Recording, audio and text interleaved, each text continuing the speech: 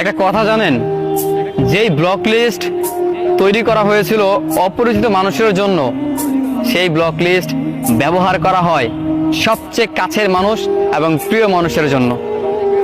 আমাদের পছন্দের মানুষগুলো ব্লক লিস্টে পড়ে থাকে, আর যে অপরিচিত মানুষ যারা, তারা আমাদের লাইফের সাথে সবসময় মিলেমিশে থাকে।